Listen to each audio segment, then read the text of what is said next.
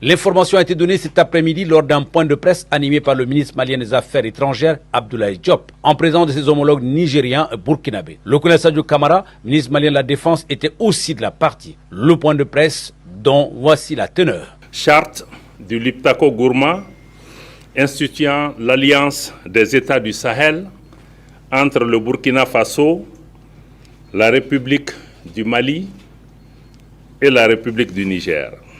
Le gouvernement du Burkina Faso, le gouvernement de la République du Mali, le gouvernement de la République du Niger, ci-après dénommés parties contractantes, réaffirmant leur attachement à la légalité internationale et régionale, consacrée notamment par la Charte des Nations Unies, l'acte constitutif de l'Union africaine et le traité révisé de la CEDEAO. Convaincus de la nécessité de poursuivre les luttes héroïques menées par les peuples et les pays africains pour l'indépendance politique, la dignité humaine et l'émancipation économique. Fidèles aux objectifs et idéaux de l'autorité de développement intégré des États du Liptako Gourma, guidés par l'esprit de fraternité, de solidarité et d'amitié, engagés à renforcer les liens séculaires entre leurs peuples, déterminés à exercer pleinement et à veiller au respect de la souveraineté nationale et internationale, résolus à défendre l'unité nationale et l'intégrité des États respectifs, considérant les menaces multiformes à l'espace commun aux trois pays, conscients de la responsabilité de protéger les populations civiles en toutes circonstances, rappelant le droit naturel des États à la légitime défense individuelle ou collective, sont convenus de ce qui suit. Article 1er. Par la présente charte, dénommée Charte du Liptako Gourma, les parties contractantes instituent entre elles l'Alliance des États du Sahel, en abrégé AES. Article 2. L'objectif visé par la charte est d'établir une architecture de défense collective et d'assistance mutuelle aux parties contractantes. Article 3. Les parties contractantes mettront en place ultérieurement les organes nécessaires au fonctionnement et mécanismes subséquents de l'Alliance et définiront les modalités de son fonctionnement. Article 4. Les parties contractantes s'engagent à lutter contre le terrorisme sous toutes ses formes et la criminalité en bande organisée dans l'espace commun de l'Alliance.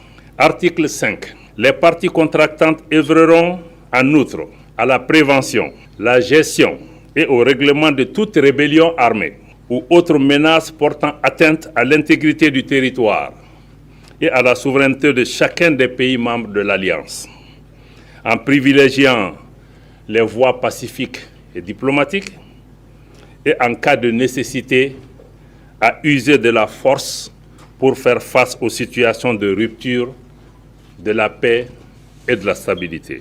Article 6. Toute atteinte à la souveraineté et à l'intégrité territoriale d'une ou plusieurs parties contractantes sera considérée comme une agression contre les autres parties et engagera un devoir d'assistance et de secours de toutes les parties, de manière individuelle ou collective, y compris l'emploi de la force armée, pour rétablir et assurer la sécurité au sein de l'espace couvert par l'Alliance. Article 7. L'agression, telle qu'évoquée à l'article 6, comprend également toute attaque contre les forces de défense et de sécurité de l'une ou plusieurs parties contractantes, y compris lorsque celles-ci sont déployées à titre national sur un théâtre d'opération en dehors de l'espace de l'Alliance. Toute attaque et en tout lieu contre les navires et aéronefs de l'une ou plusieurs parties. Article 8. Les parties s'engagent à ne pas recourir entre elles à la menace, à l'emploi de la force ou à l'agression, soit contre l'intégrité territoriale ou l'indépendance politique d'une partie. À ne pas faire de blocus des ports, des routes, des côtes ou des infrastructures stratégiques d'une partie par les forces armées. Ne pas, à partir d'un territoire mis à la disposition par une partie, perpétrer des attaques ou des agressions contre une autre partie ou des États tiers. Ne pas, à partir du territoire d'une partie, permettre à des groupes armés des forces armées irrégulières ou des mercenaires perpétrer des attaques contre un pays du champ. Article 9. Les décisions de l'Alliance sont prises à l'unanimité des États parties. Article 10. Le financement de l'Alliance est assuré par les contributions des États parties. Article 11. La présente charte peut être ouverte à tout autre État partageant les mêmes réalités géographiques, politiques, socio-culturelles qui acceptent les objectifs de l'Alliance. La demande d'adhésion est acceptée à l'unanimité des États parties. Article 12. Toute proposition de modification de la présente charte est soumise à l'acceptation unanime des États parties. La demande de modification doit être notifiée aux autres États parties par la voie diplomatique, moyennant un préavis de 3 mois. Article 13. Tout différend né de l'interprétation ou de l'application de la présente charte est réglé par la voie diplomatique. Article 14. La présente charte peut être dénoncée par toute partie contractante. La dénonciation doit être notifiée par son notaire à toutes les parties signataires de la charte, par lettre transmise par voie diplomatique avec accusé de réception et un préavis de 6 mois. Article 15. La présente charte sera complétée par des textes additionnels en vue de la mise en œuvre des dispositions prévues à l'article 3. Article 16.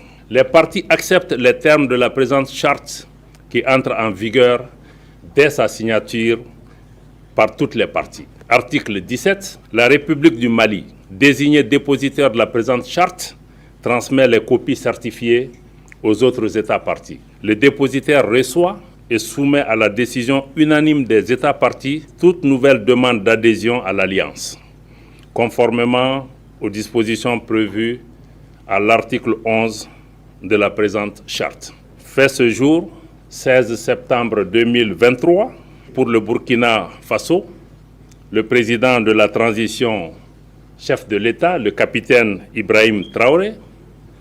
Pour la République du Mali, le président de la transition, chef de l'État, le colonel Assimi Goïta. Pour la République du Niger, le président du Conseil national pour la sauvegarde de la patrie, chef de l'État, le général Abdourahmane Tchani.